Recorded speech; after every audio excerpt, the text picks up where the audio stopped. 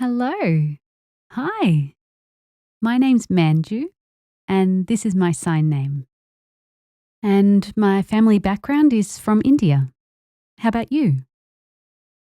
My name's Sophie, and this is my sign name. I was born in America, in Houston, Texas. Can you tell me a bit about your journey to how you arrived here, where you are now?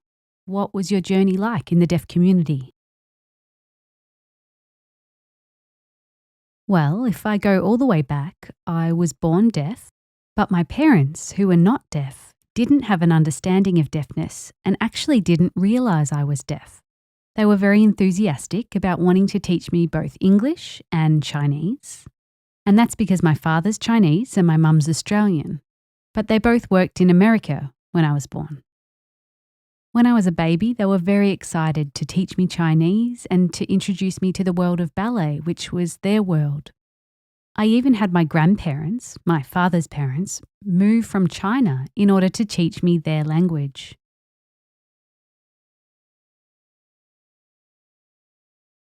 It wasn't until I was around 18 months old that they actually found out that I was deaf. And that came as a huge shock. I was profoundly deaf. You can imagine, I had hearing parents who were in shock and didn't know what to do. They did research and asked doctors and speech therapists what to do, and everyone recommended not learning sign language. They had other reasons as well. Because we lived in America, my father was Chinese, my mother was Australian, we would have had to learn 3 sign languages: Chinese Sign Language, ASL, American Sign Language, and Auslan. It just wasn't possible. My father's a ballet dancer, my mother's a ballet dancer. They perform at night time and practice during the daytime. They had very little spare time, so they decided to go straight down the speech pathway. I moved here to Melbourne when I was about 6 years old. I received a cochlear implant when I was 4 years old, and the hospital were very resistant at the time. It's funny because now it's common and acceptable for babies to be implanted. But back then, we had to fight to have me implanted. My parents' plan was that if the cochlear worked, then great, and if it didn't, then they would fall back to sign language. So they had a contingency plan. My cochlear worked for me, so I started to learn to speak and use my hearing. It wasn't automatic, so it took a long time to practice and learn to speak and use my hearing. It's certainly not the same as natural hearing. So I grew up using oral communication. Using my hearing, I missed a lot of information. I was the only deaf person in a mainstream school. All my family have hearing. I'm the only deaf person. I had opportunities arise during my teenage years, but I wasn't happy because I felt very isolated. My parents offered for me to learn sign language, but I didn't want to learn by myself. I wanted my family to learn with me. I wanted my friends to learn with me. I felt there was no point in me learning to sign if I didn't have anyone to communicate with. So for me at that point, it wasn't worth it yet. Then I went to university, and again, I was the only deaf person in a room full of hearing students. Lectures were really difficult and inaccessible. The lecturer would be looking away, they would have a large beard, the lighting was really dark. You know the drill, a common experience for deaf people. At the time, live captions weren't common, internet connection was shoddy, and I didn't know Auslan at the time, so I couldn't have an Auslan interpreter there. So it was pretty challenging, and I always had in the back of my mind, why is life so hard? It wasn't until a little later I started to volunteer for a deaf organisation called Here for You. I was a mentor for deaf teenagers. One of the members of staff there, Meg, was completely deaf and only used Auslan, didn't speak. We would work together 2 days a week, just the 2 of us. I knew it was important that I could communicate with her, and I thought it's better for me to learn how to communicate with my hands than try to have her communicate by speaking. So I very slowly and very poorly tried to learn how to sign. I would awkwardly spell things out like, "Hi, my name is Sophie." And poor Meg was very patient with me. And that year was amazing. She was so supportive of me. And after that year, that was it. I was immersed and fluent in Auslan. I just saw so much benefit and thought, oh, why didn't I do this years ago? Yeah, it must have been hard because there wasn't a lot of resources back in that time. It must have been hard for hearing parents. I'm thinking back to the time when we didn't have the internet, so they were unable to do research and reach out to people for support and advice. The deaf community may have been hard to contact or hard to find. It wouldn't have been easy to reach out and know where to go for help and support. I would also say that most hospitals didn't provide information about Auslan. They really only provided information about needing hearing aids or cochlear implants and learning to speak. Exactly right. They actively discouraged using sign language. They shunned it. It's still happening today. It's sad. Yeah. It's unfortunate they think hearing aids or cochlear implants would be of more benefit. For some people that's true, but for others it's not. I just wonder, why not both? Yeah, I agree. I just think if a baby was born and one parent spoke Spanish and the other spoke English, there would be a dual benefit. They would be brought up with two cultures. So why can't it be the same for deaf and hearing family members?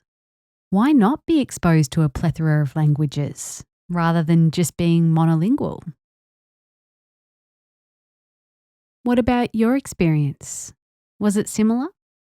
No, it was quite a different journey. I was born in India, and my parents didn't know I was deaf until I was about 2 years old. It was actually my auntie that discovered it first.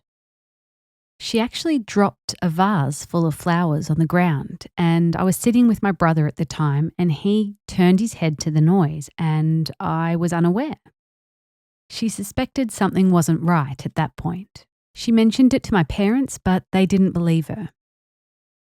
Later, my parents took me to see 5 different doctors. The first doctor they took me to did some tests and assessments and then said, "Sorry, your daughter's deaf."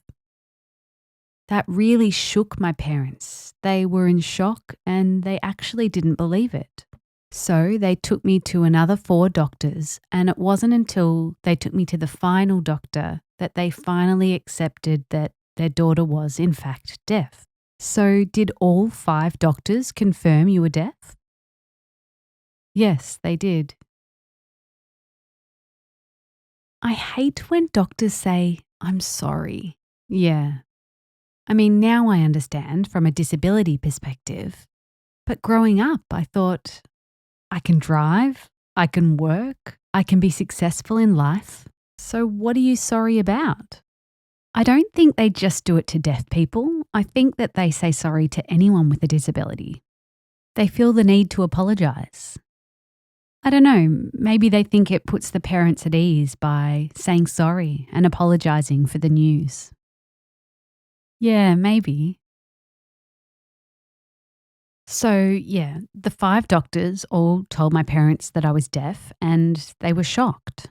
They didn't know what to do with me and they were in a bit of a panic. Unfortunately, in Indian culture, they believe that it's something to do with the devil and that my parents made a mistake somewhere along the line, which means that I was born with a disability or born deaf. Like karma or punishment. Yeah. Unfortunately for my parents, they had a really difficult time with negative external perceptions. It was a very difficult journey for them.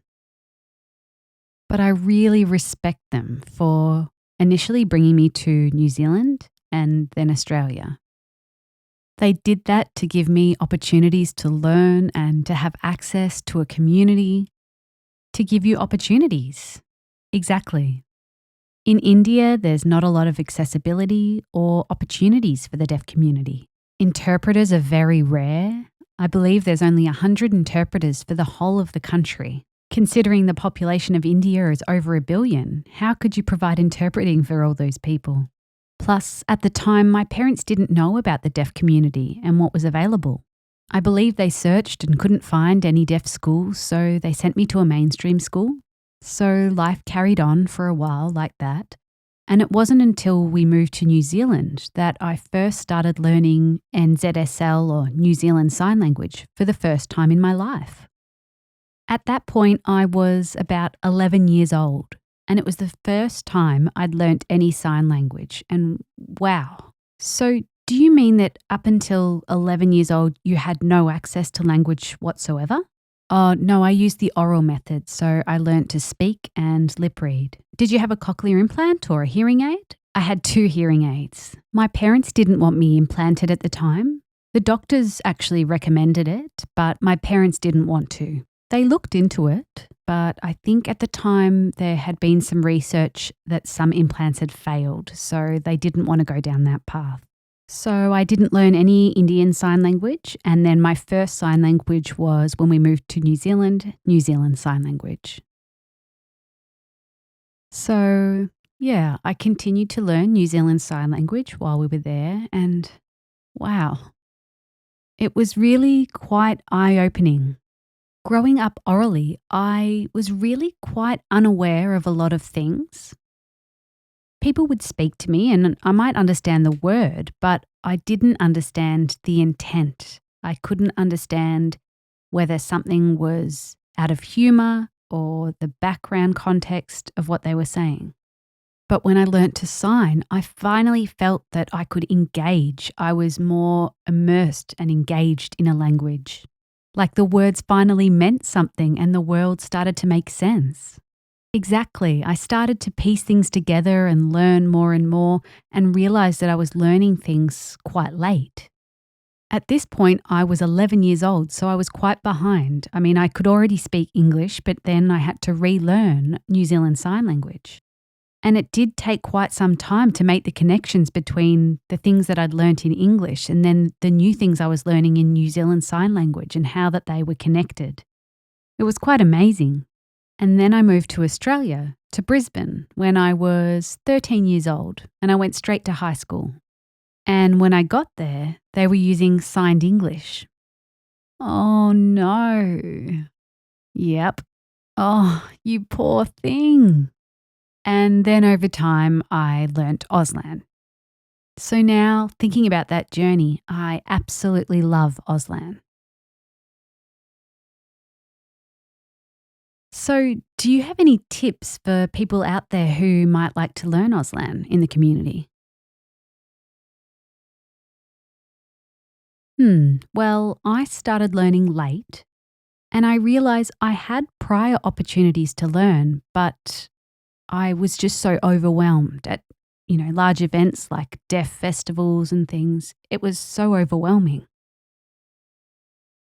I did have some deaf friends who would all sign very fast and I just couldn't keep up and be involved. Having that one-on-one time at work with my colleague was really where my language excelled.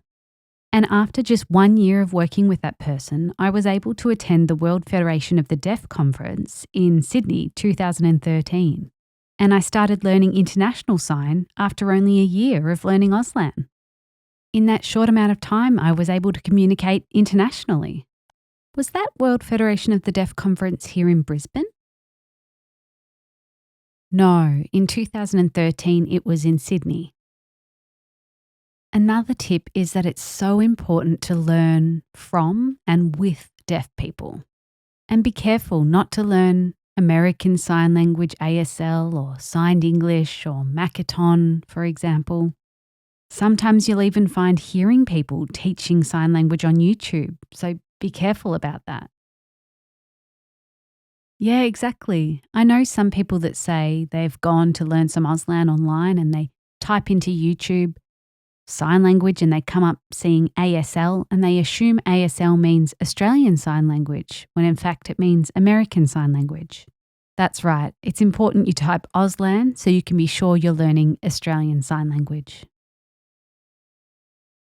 I really hope that people can learn our beautiful language. It's so beautiful to watch, and I would love to be able to see people be able to communicate with anyone. You're right. It's much better to learn from a deaf person. It's much quicker to learn. It's a bit strange trying to learn such a complex language on something like YouTube. It's much better to learn face to face. Absolutely, like a community class. You can also learn online from websites like SignHow or Auslan Sign Bank.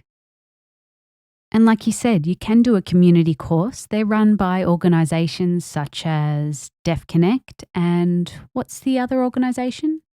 Expression Australia. There's also an advocacy organisation called Deaf Australia where deaf Australians can go if they need any advocacy support or advice. And there's also a lot on Instagram, right? Yeah, definitely.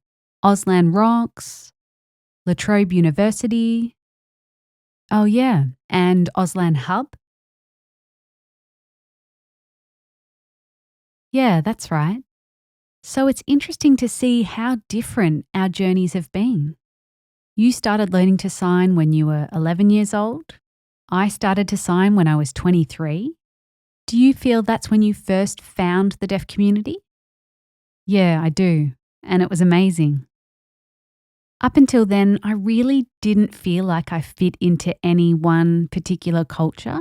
And then I really gelled with the deaf community. It felt good. I felt exactly the same, like I was home. I think for a deaf person, it really doesn't matter what age you find the deaf community or start to sign. Once you're in, you feel at home, and it doesn't matter if you're 0 to any age, really. I agree, and it could be anyone. Deaf children or their parents could be learning too. Exactly right. And why not learn both languages? Yes, just add another language. The benefits of being multilingual. Well, thank you. Thank you for having a chat with me. And thank you for sharing your amazing journey. Wow. Same to you.